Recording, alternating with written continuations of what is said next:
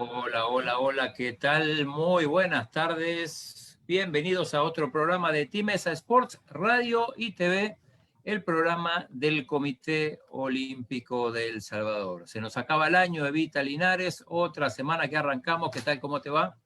Gracias, Claudio. Buenas tardes. Súper bien. Iniciando semana, ya coordinándonos con nuevos invitados de alto nivel que nos van a compartir mucha información y contenta de también ver resultados deportivos que también Aldito nos va a comentar. Pero nosotros desde el Comité Olímpico agradecer a nuestros aliados incondicionales del TINESA, Farmacia San Nicolás, Laboratorios Suizos, Aves y CISA, la aseguradora del TINESA. ¿Cómo está, Aldito, de lunes? Hola Eva, ¿todo bien? Gracias. ¿Usted cómo está? Contenta viendo los resultados de nuestro amigo que ya nos va a contar usted de badminton. Así es. Chino, ¿cómo estás? ¿Qué tal el fin de semana? ¿Mucho fútbol? Muy bien, Fútbol, mucho, golf, pero badminton. Es extraño que no haya fútbol para Claudio, Aldito. no, pero viendo todos los deportes, hubo tenis, la final del Máster, Golf. badminton, como decía Aldo, con Uriel Canjura ganando una medalla Una medalla de bronce. de bronce México, más fútbol, pero bueno.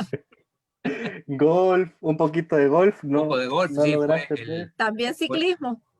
También ciclismo, de todo hubo. Pero bueno, hoy vamos a hablar de otra cosa, de otro Vamos a deporte. hablar. Y bueno, vamos a hablar un poco de olimpismo, de aguas abiertas, porque nuestra invitada fue campeona mundial de natación en aguas abiertas. Además posee un máster ejecutivo en gestión de organizaciones deportivas, MEMOS en inglés, y actualmente es la directora de la Academia Olímpica Argentina. Hablamos de Silvia Dalotto. Hola Silvia, ¿qué tal? Hola, muy buenas tardes. Muchísimas gracias por la invitación. Un placer estar aquí con ustedes. Gracias, Silvia, que nos diga desde qué ciudad está para que los amigos del Salvador y otros que nos sintonizan o nos ven sepan esos detalles. Bueno, es un pueblito muy pequeño que se llama Oro Verde. Está a 470 kilómetros al norte de Buenos Aires, muy cerquita de una ciudad capital que se llama Paraná. Oro Verde, mirá que, bueno, yo soy argentino y no conocía Oro Verde, Paraná, por supuesto, Paraná sí, que es la ciudad de referencia, Silvia, ¿no? Sí, bueno, Oro Verde es un pueblo de 6.000 habitantes, así que ha crecido en el último tiempo. Creo que hace 7 años cuando nos vinimos a vivir aquí eran menos. Y para Eva, que lidia con el tránsito para ir al Comité Olímpico, le cuento que aquí en el pueblo la propaganda, el marketing de la farmacia, que vi que una farmacia también es patrocinadores de ustedes, las bolsitas dicen frente al semáforo, porque en el pueblo hay un solo semáforo. Eso da una idea de tamaño de comunidad, pero es un placer vivir en una ciudad tan pequeña. Bueno, Volvemos a retomar lo humano. hay un semáforo y supongo que también habrá en esos 6.000 habitantes solo una campeona del mundo o hay más, no creo. No, creo que hay una sola. Creo que hay una sola. Bueno, Evita fue la que más insistió en que entrevistemos a Silvia por el tema, bueno, ya vamos a hablar tu perfil de deportista y todo, pero por tu rol en la presidencia de la Academia Olímpica, que además, la verdad en este programa nunca hemos tocado el tema de la Academia Olímpica, ¿es así, Eva? Sí, Claudio, vamos a conocer más que todo de primera mano de la autora Silvia Dalotto, que ha investigado y trabajó y tiene su libro gratis online para todos los amantes del olimpismo sobre la historia de la Academia Olímpica de Argentina. A lo mejor se motivan otras academias a hacer algunos libros de las academias olímpicas de sus respectivos países, Claudio. ¿Por qué no? Bueno, Silvia, contanos entonces. Bueno, la Academia Olímpica Argentina fue creada, su primera sesión fue el 23 de junio de 1982. Siempre digo que cuando se creó el Comité Olímpico Internacional, uno piensa en los Juegos Olímpicos y solamente en el deporte. Y en realidad, cuando se creó por allá por 1894, se lo veía el deporte como una herramienta para la educación. y el movimiento olímpico fue creado en la Universidad de la Sorbona, en París. Quiere decir que nació en un ámbito académico, no en un estadio deportivo, por decirlo de alguna manera, ¿no? Para que veamos bien la diferencia. Y Pierre de Coubertin quería que se crearan como, hablando groseramente o en términos generales, como escuelas de olimpismo. Es decir, instituciones que bregaran por el juego limpio, por la no violencia, por el deporte como herramienta de inclusión social, con fines pacifistas, no discriminatorios, etcétera, etcétera. Y de hecho la Carta Olímpica, que es el reglamento que rige al movimiento olímpico, no comienza diciendo cuáles son los criterios de clasificación o cómo se van a elegir a las ciudades para organizar Juegos Olímpicos, sino que comienza hablando de principios y valores. Son 7 principios fundamentales. En función de eso, nacen y funcionan las academias olímpicas. Hace un año, Pan Am Sports, la Organización Deportiva Panamericana, convocó Academias Olímpicas de América. El Salvador comenzó a trabajar para crear su Academia Olímpica, está funcionando.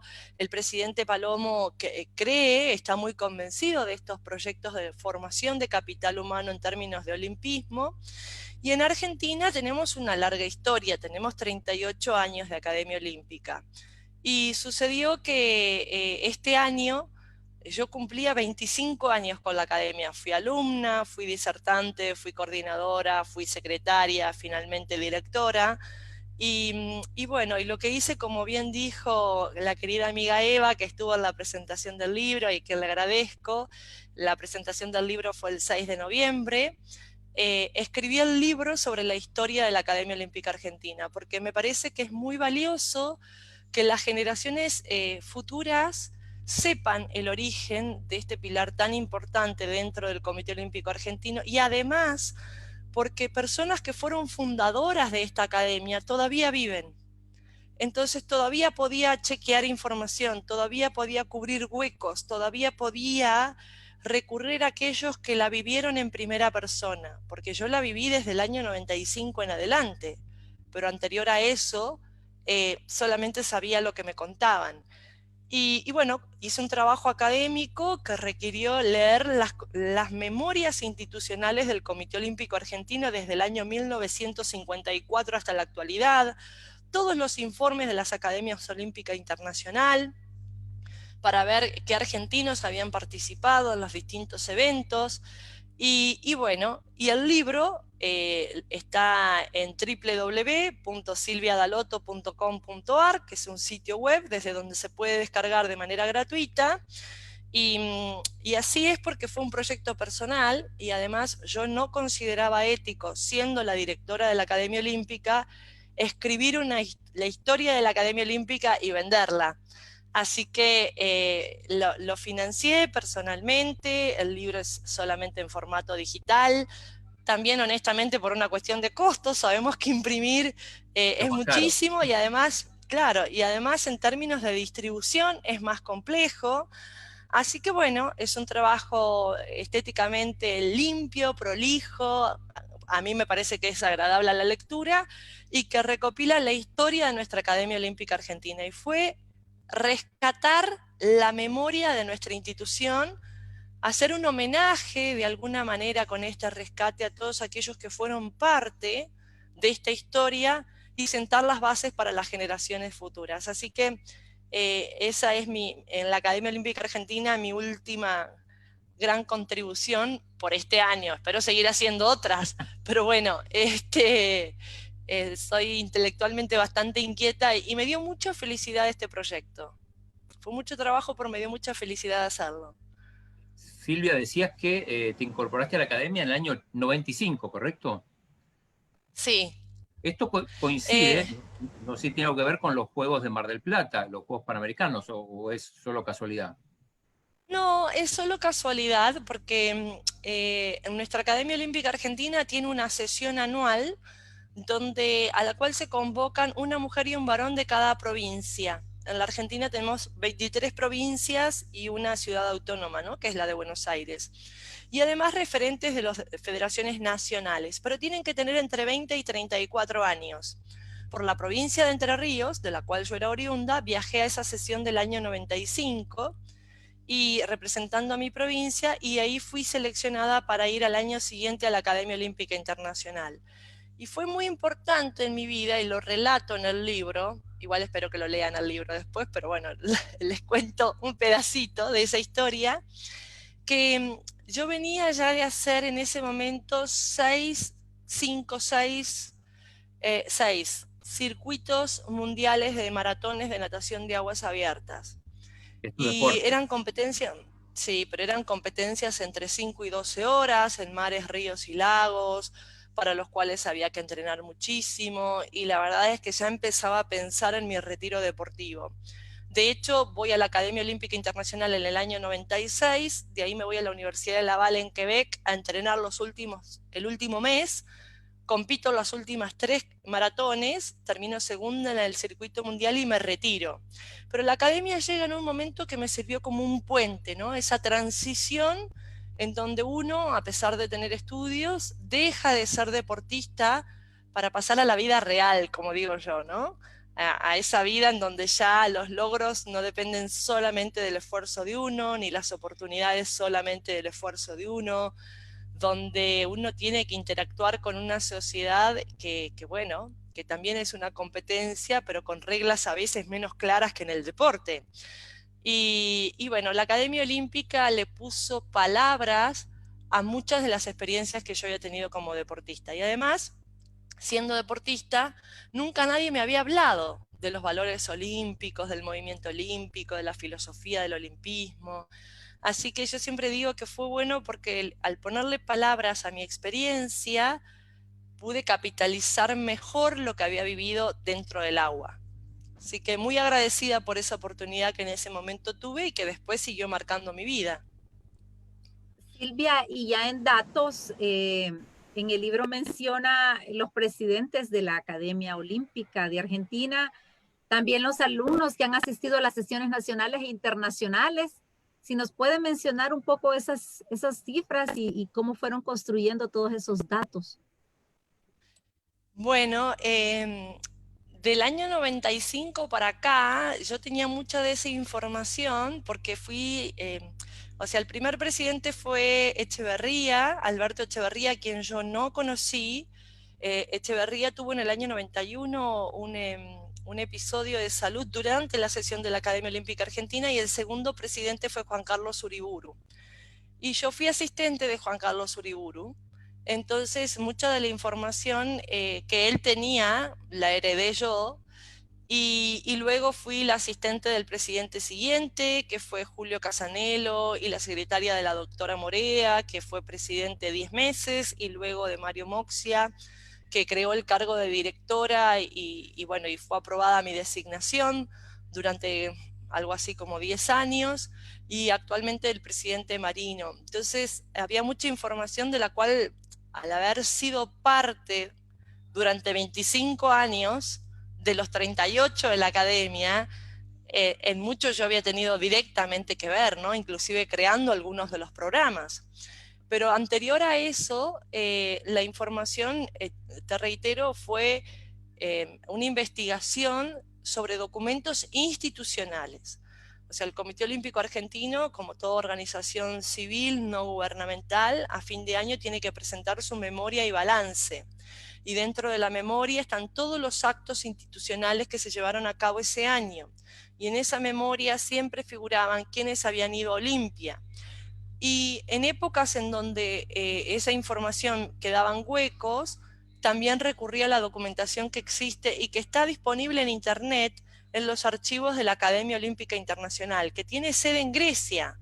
Y ahí también descubrí participaciones argentinas que de pronto no figuraban en la documentación del Comité Olímpico Argentino, pero sí figuraban en la documentación de la Academia Olímpica Internacional.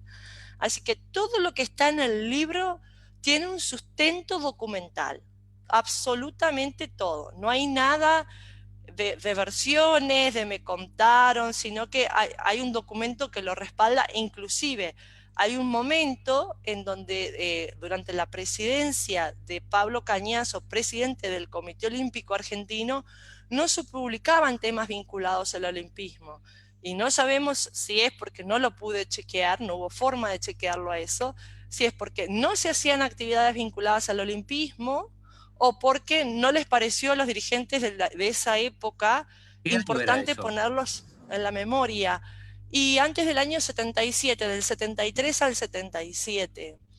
Entonces uno dice, bueno, de alguna manera, creo que tomé conciencia de decir, también es bueno escribir todo esto, porque dentro de 20, 30, 40 años, cuando alguien se ponga a revolver historia o papeles o documentación, por lo menos hasta acá estará hecho. Y espero que un poco más, que alguien más tome la posta y el día de mañana amplíe esta historia.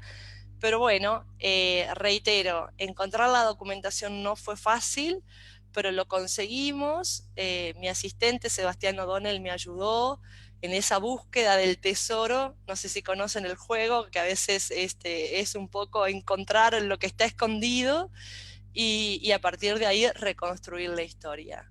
Y el libro tiene capítulos y entre capítulos tiene lo que yo llamé testimonios. O sea, uno viene leyendo la historia y de pronto se encuentra con un relato de una figura internacional vinculada a la Academia Olímpica Argentina, vinculada al olimpismo, que inclusive en otro color de página cuenta qué significó para él y qué significó, digamos, la Academia Olímpica Argentina o lo que significa la Academia Olímpica Argentina en el contexto internacional. Así que es como una forma de romper la lectura lineal y volver a un capítulo y así sucesivamente.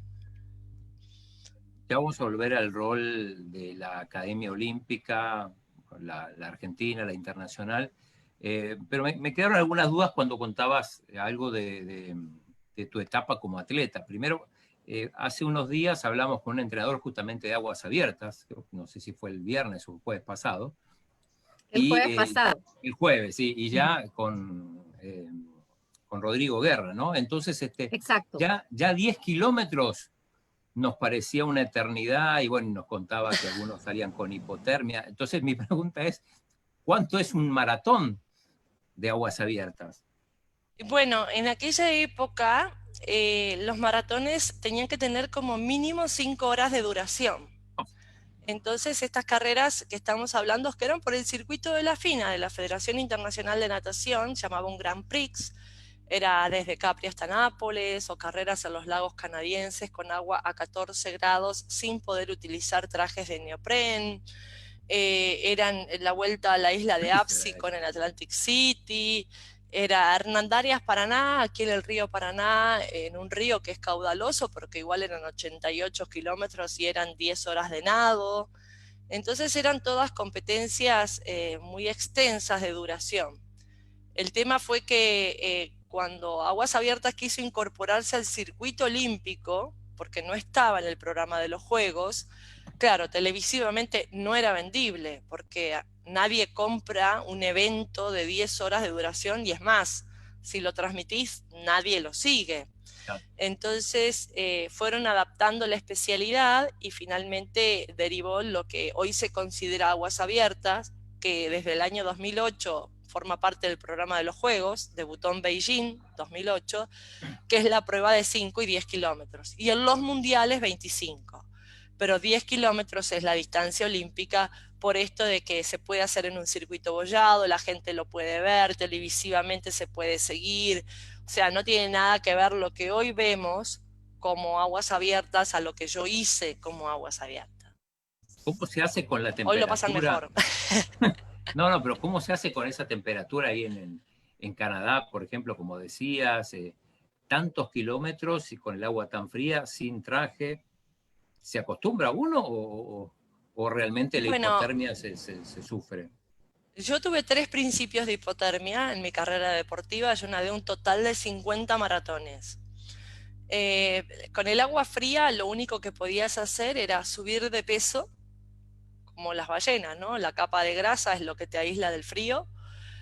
Por supuesto que eso había que arrastrarlo también en el agua, porque es como cuando yo digo, a ver, si tú te pones una bolsa de 1 kilo de arena en cada pierna, después hay que arrastrarlo, ¿no? Eso es cargar con peso, con sobrepeso, y en este caso en el agua pasa lo mismo.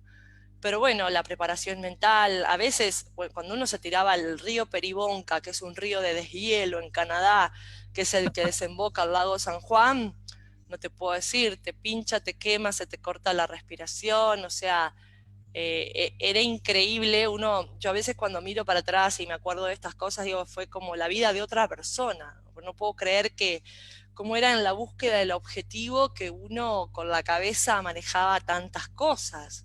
Habrás dicho, Y habrás dicho, ¿por qué no me dediqué al beach volley? sí, bueno, muchas veces me lo planteé, ¿qué hago acá? Este, y también lo cierto es que ahora, que ya estoy más grande, igual desde que dejé de nadar, muchas veces voy a nadar, pero nado muy poco, no entreno, voy y me tiro a nadar porque me hace bien el agua, me hace bien al cuerpo y al alma y a la cabeza. Y a veces el agua está, no sé, en 27 grados y yo estoy, ay no, que está fría, ¿por qué no está a 29? Me dicen, pero nadabas a 14. Claro, precisamente por eso, porque nadaba a 14, mi etapa de frío y de sacrificio en esta vida ya está más que cumplida. Así que si el agua no me resulta agradable, prefiero no tirarme. Bueno, con 27 grados me tiro, pero no me tiraría de vuelta a nadar con 20, por ejemplo, ¿no? Creo que bueno, hay una edad para todo, hay objetivos en cada momento y hoy estoy dispuesta a disfrutarlo, no a sufrirlo. En su momento, bueno, era un sacrificio que era parte del desafío del deporte. Pero esos momentos de trabajo arduo, ¿verdad? En aguas abiertas la llevó a ser campeona mundial y también estar en los primeros rankings mundial y estar en el Salón de la Fama del Museo de Natación de los Estados Unidos. O sea, ¿qué implica eso? ¿O qué implicó No, en por su supuesto. momento? No, no, por supuesto, eso y muchísimo más.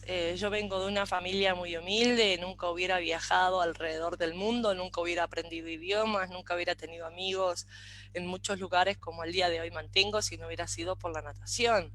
Así que yo siempre digo que si tuviera la oportunidad de volver el tiempo atrás, volvería a hacer lo que hice en ese momento.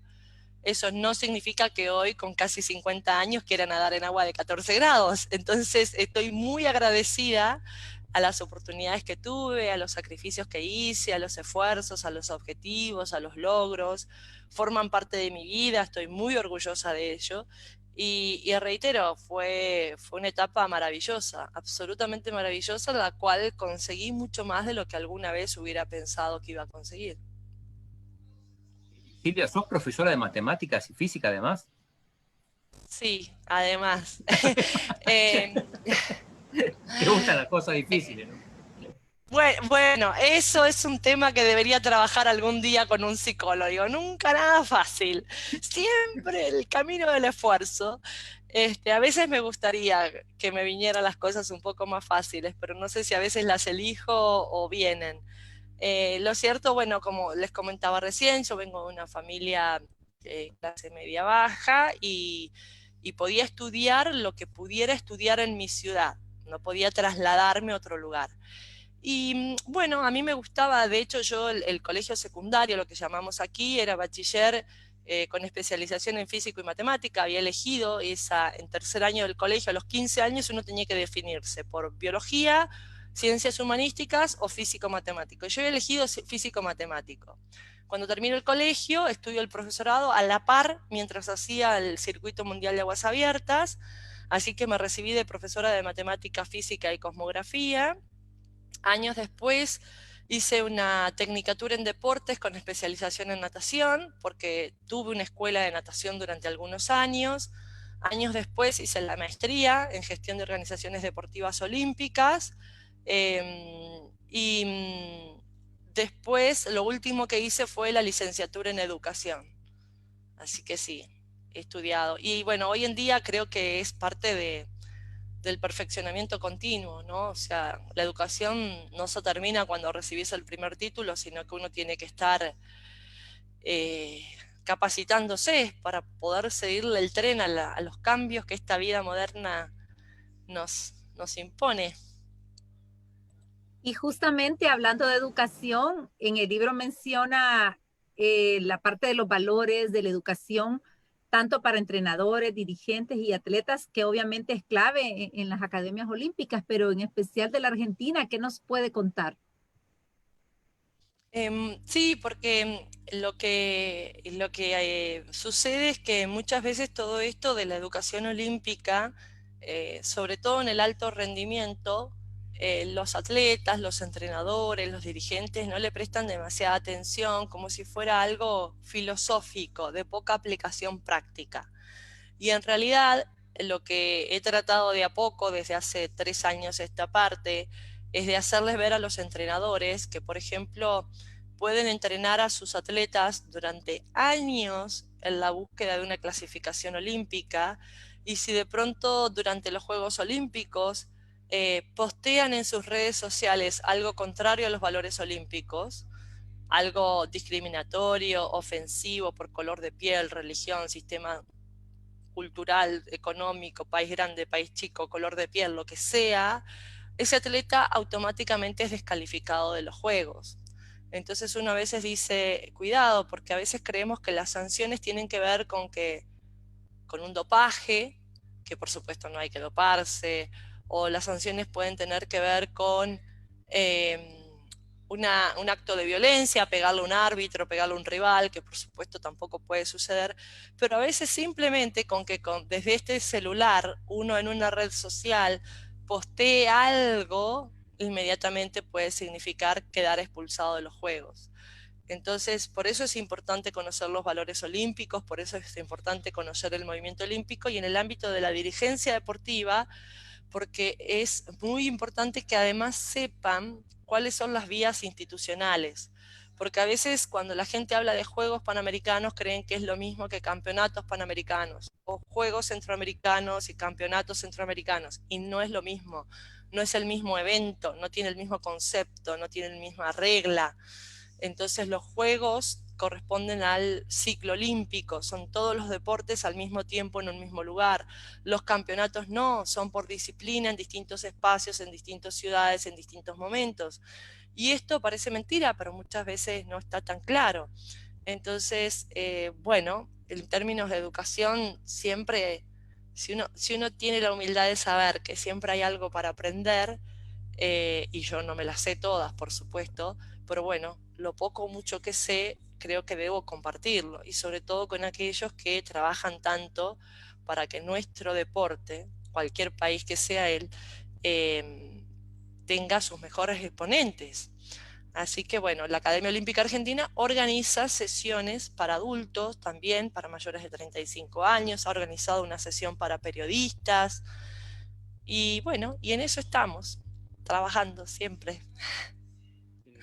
Silvia, ¿tenés acercamiento con atletas, sobre todo atletas medallistas olímpicos argentinos? Bueno, yo trabajo en el Comité Olímpico Argentino, soy la secretaria del presidente, y he ido a 3 Juegos Olímpicos. Fui a Beijing, a Londres, como parte de la delegación, fui a Nanjing 2014, Juegos de la Juventud del programa de observadores, y luego trabajé para Buenos Aires 2018. Y también en la previa de los Juegos Olímpicos de la Juventud, tanto de Buenos Aires como ahora con vistas a Dakar, hemos tenido talleres para todos los atletas. En una oportunidad fueron 510, este año fueron 480 jóvenes, selecciones nacionales juveniles, potenciales atletas a los Juegos Olímpicos de la Juventud, y tuvimos talleres de olimpismo con ellos, y tuvimos talleres de olimpismo a través de juegos. Y fue súper interesante, porque chicos entre 14 y 16 años, 17 años, que entrenan mucho, que estudian, no tienen tiempo para jugar, y a través de juegos les enseñamos los valores olímpicos, y han sido 2 experiencias muy enriquecedoras. De hecho, en el libro hay una foto que tiene un display que, si apretás clic, te lleva a un video que te hace ver esas 2 experiencias que tuvimos. Y este año, con el tema de la pandemia, tuve especialmente charlas con atletas de selecciones nacionales de varios deportes sobre todos estos temas, porque dijimos, bueno, ya que el mundo del deporte como deporte está parado y los entrenamientos fueron durante 4 meses en casa y como se pudiera, dijimos, aprendamos otras cosas, de esas que nunca tenemos tiempo. Entonces la tecnología nos ayudó a hablar de todos estos temas de valores, de uso responsables de redes sociales, de lo que ellos son como atletas de selección nacional, como modelos para su deporte y para la sociedad en su conjunto. Así que fue un año que así como nos quitó muchas cosas, también nos dio otras oportunidades como estas. Evita, ¿estás ahí? Hola, Claudio. Sí, y si también nos cuenta esa parte como filosófica o sea, la educación es una herramienta que nos ayuda a construir un mundo mejor y más pacífico. Desde ese punto de vista, ¿cómo, cómo se trabaja en la Academia Olímpica de Argentina esa parte Nosotros y tenemos... cuidar justamente lo que es el olimpismo, ¿verdad? En Argentina, porque cada Academia Olímpica, quieras o no, es la garante de cuidar esos temas del olimpismo. Sí, exactamente. Las academias son estas escuelas de olimpismo, como decíamos, y a través de las sesiones y los programas de educación olímpica que se generan en las academias, lo que intentamos es transformarlo en algo que la gente pueda entender como algo que se practica, no algo que se declama solamente. Y en esto, ¿cómo lo unimos? El olimpismo es deporte, educación, cultura. Entonces, tenemos diferentes programas y, por ejemplo, uno puede decir, bueno, a ver, todo el movimiento olímpico tiene una simbología muy importante. Si uno se fija en la mascota puede ser un lindo peluche para Tokio, pero sin embargo, tiene un significado. Tiene un lema, tiene un nombre, ese nombre significa algo, ese nombre que es Mirai Towa, es la conjunción de las palabras eternidad y futuro. Y uno puede decir, bueno, podemos precisamente relacionar un país como Japón con eso de cultura milenaria, de eternidad y de ciudad hipermoderna, que es el futuro, y a partir de todos estos símbolos como la antorcha, las mascotas, el lema olímpico, los aros olímpicos, la bandera, uno puede enseñar y a partir de ahí adaptarlo al ámbito en el que estemos trabajando. Gráficamente lo que yo siempre digo es, los Juegos Olímpicos son como la punta del iceberg. O sea, los Juegos Olímpicos son ese evento al cual van a llegar los 10.500 mejores atletas de la humanidad, de 7.000 millones de personas. Son la elite, de la elite, de la elite, de la elite. Entonces, es la punta del iceberg, es lo que se ve. Pero siempre sabemos que el iceberg, a pesar de que esté en un país cálido, es solamente el 10%. El 90% del iceberg está debajo de la línea de flotación, debajo del agua, es lo que no se ve. Bueno, los Juegos Olímpicos son esa puntita del iceberg que generan un montón de acciones en educación, en salud, en cuidado del medio ambiente, en promoción de la paz, que es lo que generalmente no se ve. Ahí está la función de la academia de rescatarlo. Por ejemplo, para los Juegos Olímpicos de Invierno de Pyeongchang en el año 2018, los Juegos Olímpicos, el deporte logró lo que la diplomacia internacional no había logrado, que era que las dos Coreas desfilaran juntas. Entonces, vaya si el deporte no se transforma en una herramienta para la paz en situaciones como esas. Y hay un montón de situaciones que se dan de no discriminación por color de piel o por elección sexual también, que también está incorporado a la Carta Olímpica a partir de los Juegos Olímpicos de Invierno de Sochi del 2014. Entonces, el desafío está ahí, ¿no? Decir, bueno, ¿cómo transformamos esto que pasa tan lejano a nosotros, como son los Juegos Olímpicos, que solamente los veremos por TV, cómo lo transformamos para que nuestros jóvenes en ese espejo miren y encuentran cosas de las cuales aprender? Porque podemos enseñar de lo bueno y también de lo malo. También podemos enseñar de las actitudes de falta de deportividad y reflexionar al respecto, y si estuvo bien o estuvo mal, y cómo hubiéramos actuado, y si hacemos un compromiso en el colegio de que vamos a practicar deporte, cuál va a ser nuestro reglamento y a quién podemos, y así sucesivamente. Así que ese es un poco lo que hacemos.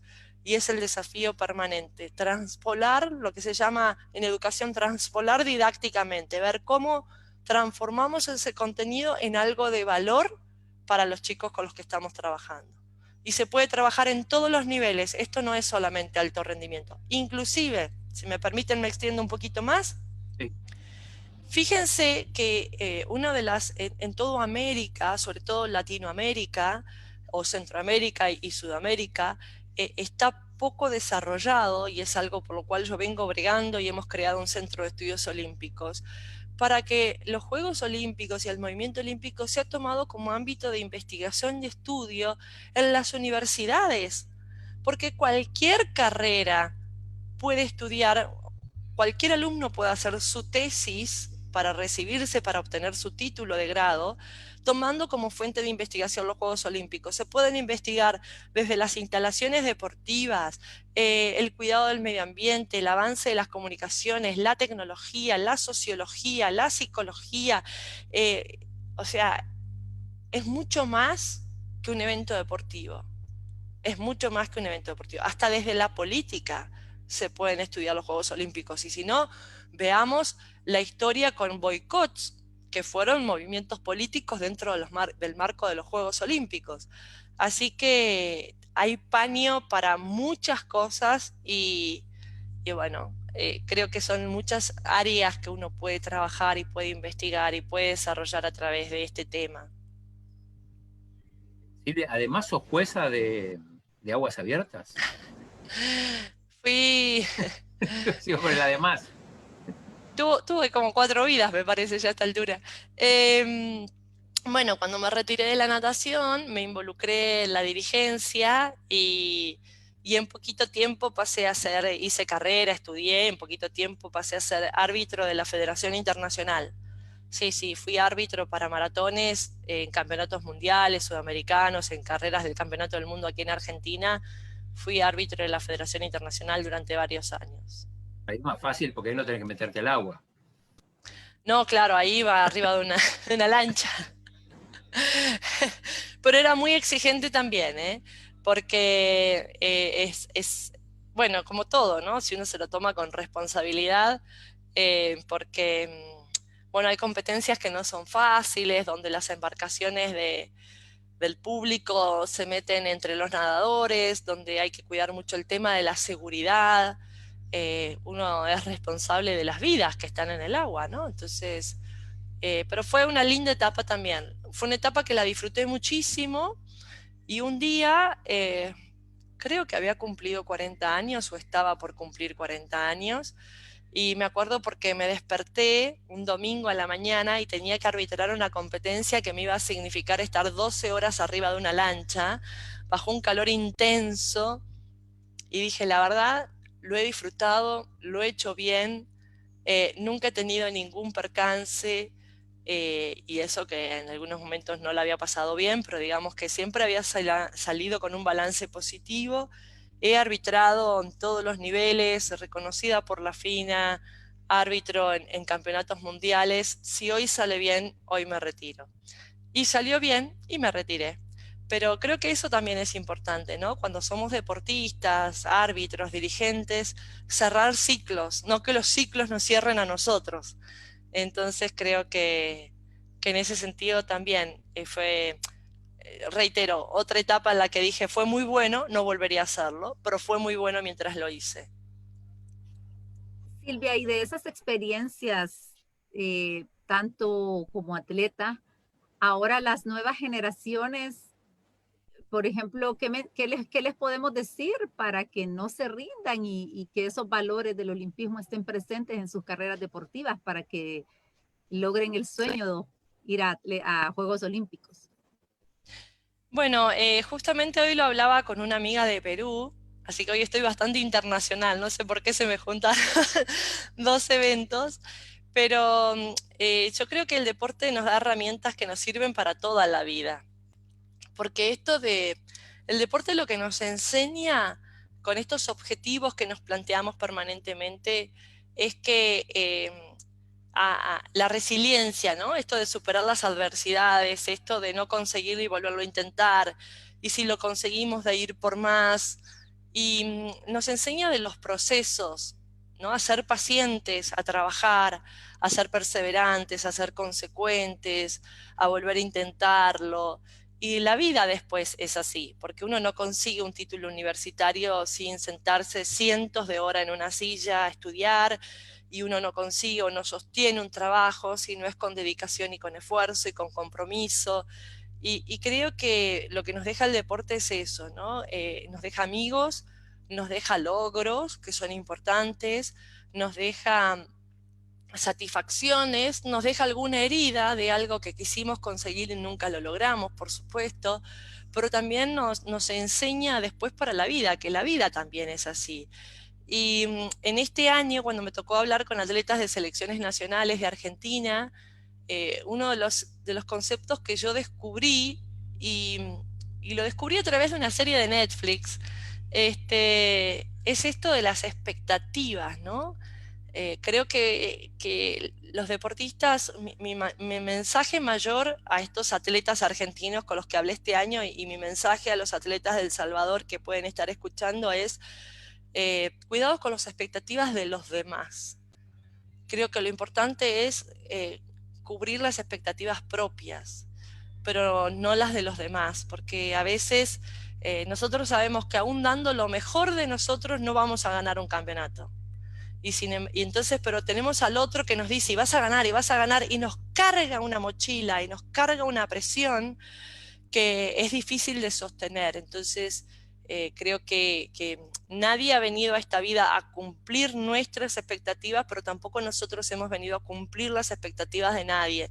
Tenemos que ser fieles a nuestros objetivos, a los que fijemos con nuestro entrenador, pero también a desoír un poco al otro, al que opina sin saber o al que opina sin haberlo vivido. Y creo que ahí ese es el punto, ¿no? Buscar ¿Qué lo que serie de queremos y Netflix? trabajar para conseguirlo. Lo vi en la serie de El último baile, el de la vida de Michael Jordan. Me pareció buenísima, y hay una parte, por si la ven, que nos están viendo y escuchando, en donde, bueno, todos lo pusimos de alguna manera a Jordan como en un pedestal, ¿no? Y de pronto empezamos a buscar en qué cosas fallaba. Y no es un dios, es un ser humano con virtudes y defectos como cualquiera de nosotros. Y en un momento él está sentado en una silla y dice, con esto de lo que los demás esperan de él, dice, es como un juego amañado en mi contra, no hay forma de ganar. Como diciendo, es como un juego que está arreglado en contra mía. Haga lo que yo haga, nunca voy a hacer feliz a todo el mundo. Un poco es el mensaje, ¿no? Pero esa frase, haga lo que haga, es como un juego que está amañado en mi contra, para mí fue, pero tan clarificador, porque yo dije, sí, eso es lo que pasa cuando los demás ponen expectativas en nosotros. Y bueno, yo lo descubrí a los 49 años, ojalá que los chicos lo descubran antes y se liberen de esa mochila que es de los otros, no es de ellos. Vamos a un bloque de saludos. Agradecemos la fiel sintonía a los amigos que nos ven de la Federación Salvadoreña de Pesas, de softball. Nos está viendo Negrito Villanueva, de cariño así le decimos. También el vicepresidente del Comité Olímpico de El Salvador, Fabricio Hernández, dice, un saludo a Silvia, fui su alumno en Suiza. Uf. Qué bueno, gracias. No vamos a preguntar calificaciones, ni disciplina, ni comportamiento. Lo dejamos ahí. No, tengo muy buena relación con la gente del Comité Olímpico de El Salvador. Son muy amables y son muy comprometidos con lo que hacen. Así que, 10 felicitados. Aprobó Fabricio, entonces. Aldo, vos estuviste en la academia, ¿tuviste a Silvia de profesora? No, no la tuve, profesora Silvia. Aldo es otro de los que estuvo en Olimpia. En Olimpia, sí. Sí, estuve en Olimpia yo. Ahí hay un capítulo del libro que habla un poco de Olimpia, así que si lo lees te va a remontar a tus días por esos lados de este mundo, que es tan bonito, tan inspirador, Olimpia, Sí, tan la inspirador. verdad que sí. Muy bonito. Silvia, contanos un poco la sensación de ser campeona del mundo. Yo no sé si es algo que vos te propusiste en algún momento, pero pero cuando lo conseguís, eso que es un título que queda para siempre, ¿no? Sinceramente no era consciente en ese momento, porque eh, ¿Dónde yo fue? tenía, yo tenía 19 años y era un circuito, era la suma de puntos de distintas competencias las que otorgaban la posición en el ranking mundial. Entonces yo fui a nadar una prueba aquí muy cerquita de mi ciudad, Santa Fe Coronda, que eran 59 kilómetros en el río, y ganó Santa Fe Coronda. Y estaba el organizador de una prueba en Brasil, en Salvador de Bahía, que era cruzar nadando de la isla de Itaparica a Salvador, que era 15 días después, y me invita a esa competencia. Y a partir de haber salido segunda en Brasil, me invitan a que termine el circuito mundial. Y eran competencias en Italia, Canadá y Estados Unidos. Y la verdad es que yo tenía 19 años, nunca había salido del país, no hablaba otros idiomas, no tenía el presupuesto para hacer la gira, recibía apoyo de padres de otros nadadores, de algunos funcionarios, de algunos empresarios, con muchísimo sacrificio. Y en estas competencias necesitabas que una persona fuera en tu embarcación, porque es la que te va marcando el rumbo, te va hidratando, te va alimentando, te va pasando la información, te va alentando. Y entonces decidimos, mi hermano era el segundo entrenador del club donde yo entrenaba, y bueno, y decidimos que fuera mi hermano el que me acompañara, mi hermano Jorge. Yo tengo dos hermanos, Sergio y Jorge. Me acompañó Jorge, que era el entrenador de natación. Y fíjate que nos fuimos, ya te digo, nunca habíamos salido del país, 19, 24 años, y yo comía porque era la que nadaba, y mi hermano comía una sola vez al día porque no alcanzaba la plata el dinero para que comiéramos los dos. O sea, buscado nunca. Mentiría si dijera que, o sea, íbamos casi en un plan de supervivencia y de obtener el mejor resultado posible. Y cuando terminó el campeonato, bueno, nos encontramos con que yo era la campeona del mundo. Así que sí, fue súper, súper valioso. Y después nunca más fui campeona del mundo. De hecho, fui tercera, segunda, cuarta. Me mantuve siempre en los 5 primeros puestos del ranking mundial. Me retiré segunda, pero al año siguiente, en el año 91, se incorpora al circuito una nadadora australiana, Shirley Taylor Smith, que era una enorme nadadora, y a partir de ahí ya nos disputábamos todas el segundo puesto, porque era muy, muy buena Inalcanzable. nadadora. Inalcanzable. Así que sí, claro, queda para toda la vida, ¿no? Y nadie me lo quita una vez, pero bueno, este, pero después sí me dio mucha satisfacción retirarme segunda. Y también creo que eso fue cerrar bien un ciclo, ¿no? Decir, bueno, no me retiré por una lesión o porque no conseguí el apoyo económico o cuando estaba 20 en el circuito mundial, sino que me retiré como subcampeona del mundo, que no deja de ser también una muy buena posición, por supuesto. Y hablando de presupuesto, digamos, ¿cuánto implicó el haber elaborado el libro, digamos, en términos monetarios y en términos de tiempo? Y no sé si lo de la pandemia del COVID ayudó para estar en casa y seguir investigando Iba a estar lo del investigando libro. a ver si podemos hacer la réplica acá. ¿No? ¿Quién Eh, sabe, Claudio? bueno, el tema del COVID sí ayudó, debo decir, porque en tiempos normales yo viajo mucho a Buenos Aires, viajo porque estoy a cargo, soy la directora de cursos de gestión deportiva, porque viajo a Olimpia, porque me convocan de comités olímpicos, he estado en Perú, en Ecuador, en Guatemala, en Puerto Rico, dictando cursos. El Salvador no, Entonces, todavía. todavía. Le tenemos que decir ahí al amigo Palomo que me lleve, que no conozco El Salvador. He estado en Costa Rica, en Nicaragua. Solo te falta Bueno, El Salvador, entonces. Ahí sí. Fabricio está tomando nota. Fabricio, quiero conocer El Salvador y ir a verlos a ustedes y ver si has aprendido bien de aquellas clases en Suiza que te vi. Eso es de profesora de matemáticas. Y, y bueno, y el tema es que eh, los viajes y los cursos presenciales, obviamente, ¿no? Quitan mucho tiempo y generan mucho cansancio porque las horas en avión, los aeropuertos, los hoteles. Aparte, cuando uno está dictando cursos, siempre digo, no es que está dictando el curso nada más, uno termina de dictar el curso y se tiene que poner en la noche con el trabajo que ha seguido entrando a la computadora, ¿no? Durante el día, entonces es como un doble trabajo o doble jornada de trabajo. Entonces, durante la pandemia, al no haber tantos traslados y tanto viaje y los cursos online y estos tiempos de viaje que nos evitábamos en todo sentido, generó el tiempo y generó la tranquilidad mental y bueno, y también esto que les comentaba, ¿no? Un poco decir si el presupuesto es propio, lo pagué yo, lo financié yo, no es un proyecto institucional, y me pareció que era la manera de hacerlo también de una forma aséptica, ¿no? Por fuera de la institución, era una manera de preservar la historia lo más neutral y aséptica posible.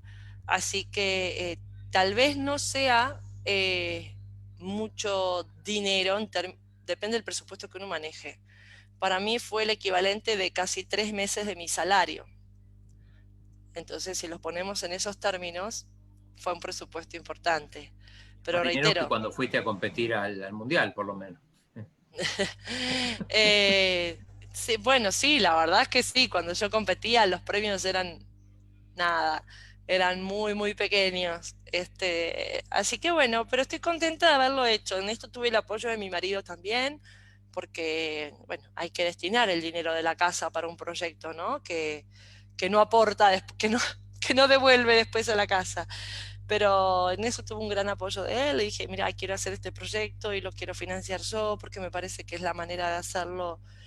Tuve el apoyo del Comité Olímpico Argentino. Antes de escribir la primera letra, le pregunté al presidente, al doctor Gerardo Huerten, que además es miembro del Comité Ejecutivo del COI, del Comité Olímpico Internacional. Le dije, Gerardo, yo soy inquieta intelectualmente, este año cumplo 25 años con la Academia Olímpica y me gustaría hacer este proyecto, que lo financiaría yo, sería digital y de descarga gratuita. ¿Estás de acuerdo? Y me dijo, adelante. Si él hubiera dicho no, yo nunca lo hubiera hecho. Pero bueno, era una manera de sacarlo adelante. Así que bueno, estoy muy contenta de haberlo hecho. Ya inicia el proyecto propio en un par de semanas, entonces. Así que, bueno, Silvia, te agradecemos. No sé si Eva tiene alguna pregunta más todavía. No, podemos seguir hablando, pero ya estamos. Agradecerle de verdad a Silvia por tomarse su tiempo. Sabemos que son 3 horas de horario diferente, pero bueno, a lo mejor tenemos después otras pláticas siempre sobre olimpismo y movimiento olímpico, Claudio. Y ya queda pendiente ahí la visita. Si es el único país de Centroamérica que le falta, ahí ya vamos a organizar. Cómo no, encantada. Ha sido un placer compartir esta charla con ustedes. Muchísimas gracias por convocarme. Eva, que me ha perseguido para que tuviéramos esta oportunidad de encuentro. Así que, bueno, muy, muy feliz de haber podido conocerlos. Aprecio mucho a la gente que conozco del Salvador, del Comité Olímpico del Salvador. Les mando muchos cariños. Los felicito y los aliento a que sigan por el camino que están gestionando. Y bueno, a disposición. Un placer. Gracias. Gracias a vos, Gracias. Silvia. De verdad que fue que vimos la nota y le consulté a Claudio, que Claudio es nuestro jefe de área, y le digo yo, mira, una compatriota tuya ha trabajado el libro de la historia de la Academia Olímpica de Argentina. Sería interesante que la contactemos. Y bueno, nuestro amigo Carlos de Colombia nos dio el contacto. Yo le digo, vimos Sí, esta querido noticia, amigo. tú tienes este contacto. Entonces ahí fue que hicimos el enlace. Muchas gracias, de verdad. No, por favor, y espero que Claudio, por ser compatriota, doblemente comprometido a leer el libro. Doblemente Perfecto. comprometido, tal Bueno, cual. tenemos un último saludo que no tenemos que finalizar sin antes leerlo. El vicepresidente del Comité Olímpico de El Salvador, quien además es el presidente de la Academia Olímpica Salvadoreña, dice, en abril la traeremos por acá, Silvia Dalotto. Muchísimas gracias, Ya hay muchísimas fecha y gracias. todo. Muy bien, allí estaremos. Un cariño muy grande, cuídense, gracias. Y nosotros Bueno, adiós. desde el Comité Olímpico también agradecemos a nuestros aliados incondicionales, Farmacia San Nicolás, Laboratorios Suizos, Aves y CISA, la aseguradora del TINESA. Muchas gracias. Buenas tardes. Adiós, hasta mañana.